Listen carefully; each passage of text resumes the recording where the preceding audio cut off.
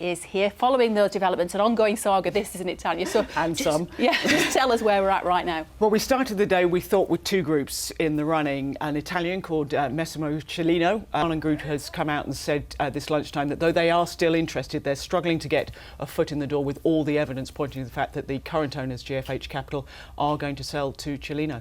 So what do we know about the ones left in the running then? Well, Cellino, you're getting phrases like a colourful character. You either love him or loathe him, never a dull moment. He currently owns Calgary over in Italy, and he has been around the club with his family for the last few days. He's already upset the fans as well by some of the antics, I think it's fair to say, that he was exercising on Tuesday night at the match. He wanted to put one of his people, Gianluca Festa, in the dugout alongside to have a smooth and quiet ride at Elland Road. Never dull down there, is it? Whilst you're here, Tanya, Bradford Bulls, they've changed ownership this lunchtime, haven't they? Yes, they went in and out of administration this morning, one of those ones where you go in and it's brought straight back out of administration. Though the group that's been running the club for the last few months are those that have bought it out. They were struggling to get the shares from the former owner, Omar Khan.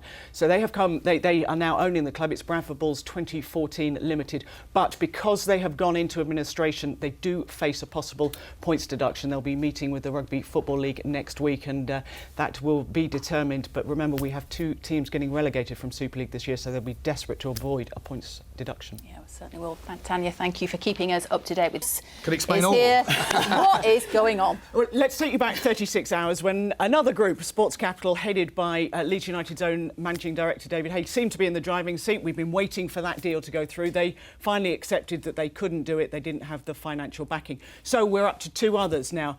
Massimo Cellino, who seems to be the front runner and increasingly looks like the man who is going to put the bid in to get 75%. But this rival bid, the one that's headed by Mike Farnan and has the likes of Gary Verity, obviously from Welcome to Yorkshire, and Adam Pearson, we understand, involved as well, are saying, we want to do a bit deal as well. We can't get to talk to Leeds United, so questioning quite why this other deal is going so fast. Now, the Italian businessman sounds like a colourful character. He is indeed. I noticed you didn't try and say his name. He is colourful. He is somebody they say you either love him or you hate him. And they have a fit and proper persons test, which will be an interesting thing. Also, another nice little twist to it, the man in charge of the Football League these days is the former Chief Executive of Leeds United, Sean Harvey. What will this mean then at ground level? And does get through. It won't be good news for Brian McDermott. I mean, he's made it clear that he doesn't want a manager, he wants a coach. On Tuesday, he tried to get his own man, Gianluca Festa, into the dugout to watch the game alongside Brian McDermott. He has been, he's behaved, I think, exceptionally well. Anybody outside of the game will say, you know, he's dealt with a huge amount. Today he had to face the press. They play Huddersfield tomorrow, and when asked whether this might be his final game, this is what he had to say. Manager of Leeds United, because it's a privilege.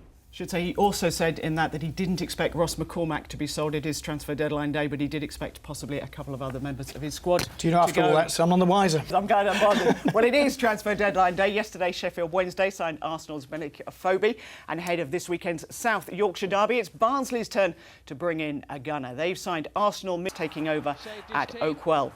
Well, switching to rugby league, and the Bradford Bulls could be docked points for the second time in 2 years this morning. Now, netball's new Super League season gets underway this weekend, and the Yorkshire Jets' first game is away to Loughborough Lightning. It's a big year for the sport in this country as it's part of the Commonwealth Games in Glasgow. Well, joining us is the Jets' England international, Natalie Haythornthwaite. Natalie, are you like any other sports person? You've done pre-season, you just can't wait for it to get underway. Yeah, we've been at pre-season since September now, so really back into the sport, so it's great to see that continuing to increase. Do you think you could persuade me and her back in? I was saying that I played at school, goal attack, yeah. And, you know, just you leave school. Goal defence will be me up against you. Maybe we should have a look North team, you can come and coach us. Criticising the way I pronounce names as well, this could be tough. Thanks ever so much for coming in, much. and good luck for the Thank season. You.